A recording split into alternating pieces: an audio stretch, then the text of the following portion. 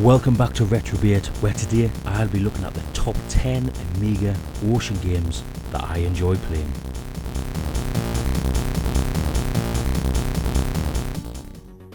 Midnight Resistance is a side-scrolling run-and-gun game originally produced by Data East for the arcades in 1989. Midnight Resistance is a scrolling shoot-'em-up much in the mould of the classic old arcade game Green Beret.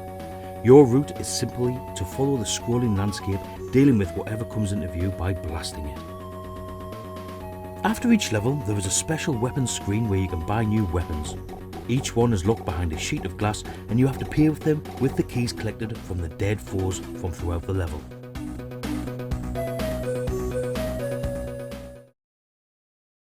Alien Breed 3D is a first-person shooter. It's the fourth game in Team 17's Alien Breed franchise, a series of science fiction-based themed shooters. It was published in 1995 by Ocean Software. Alien Breed 3D was released to critical acclaim among the Amiga gaming press. Reviewers widely compared its gameplay to Doom, with some calling it the best Doom clone for the Amiga. The game was ranked 12th in the best games of all time by Amiga Power.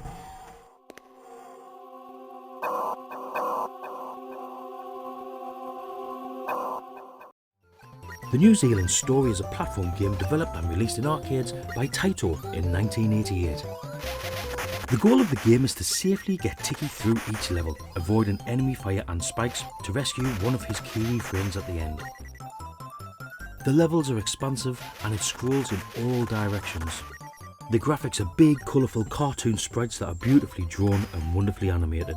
Add to that the backgrounds that are highly colourful and jolly tunes that play throughout. Toki is a run-and-gun platform game originally released in arcades in Japan in 1989.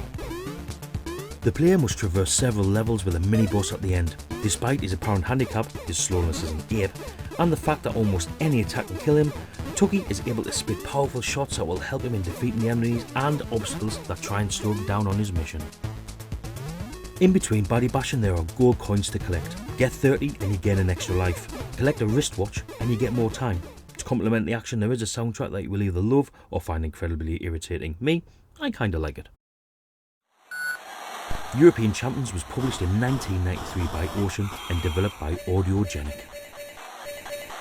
Now of course, everyone pretty much regarded Sensible World of Soccer as the best football game around. Well, there was a couple of other very good games too, and this is definitely one of them. Okay, so it's not quite Sensi, but it is better than Goal. European Champions will never stand accused of being overly fast, but it more than compensates with its excellent frills, and it is a must-play for any real football fan. Parasol Stars is a video game by Taito released in 1991. It is the sequel to Rainbow Islands and the third game in the Bubble Bobble series. Whack the water drops against the baddies or simply spike them with your brolly in this multi-level Mary Poppins on-acid platformer extravaganza. The worlds include music, woodland and ocean among many others, and the monsters are themed accordingly. Colourful graphics, a feast of pickups, fantastic gameplay, and yeah, what you've got here is a top-class game.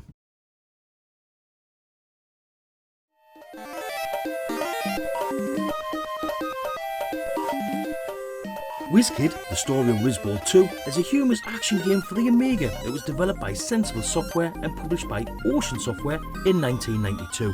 Wizkid, obviously by the name, is a sequel to the 1987 hit Wizball. Wizkid is a game that seriously offers trolling. Humour is a difficult thing to make work on a computer, but Wizkid really is funny, and if you're willing to come down to its level, it can be hilarious in places.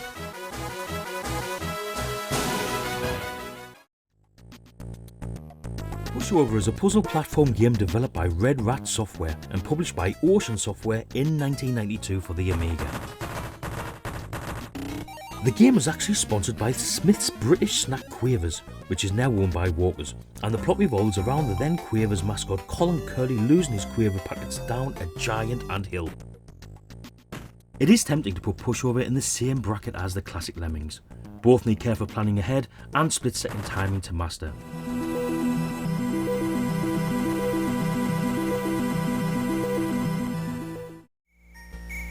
Rainbow Islands, The Story of Bubble Bobble 2 is a 1987 arcade game developed and published by Taito. Following the events of Bubble Bobble, Bubby and Bobby set out to defeat the Dark Shadow and rescue the Rainbow Islands. Rainbow Islands is supremely addictive. It's completely playable, thoroughly enjoyable. This is a classic game from the Super Mario Bros. School of games design that will have you glued to the monitor for a very long time. There is just so much in the game, it's a credit to whoever designed the coin-op, and the conversion is absolutely superb. And here it is, number 1. Of course it had to be Pang. In the game, players must finish a round-the-world quest destroying bouncing balloons that are terrorising several of Earth's landmarks and cities. The fight to save Earth begins in Mount Fuji, Japan, where the players must pass all 3 stages before moving on to the next location. It's a well-known fact that the simplest of games are often the most addictive and fun to play, and Pang sums up this theory perfectly. Yes, I was hooked in a big way. I really hope that you've enjoyed looking back on my favourite top 10 ocean games for the Commodore Amiga. Of course, remembering that these are my top 10, however, I'd love to hear what you would have had in there rather than mine. So until next time, goodbye.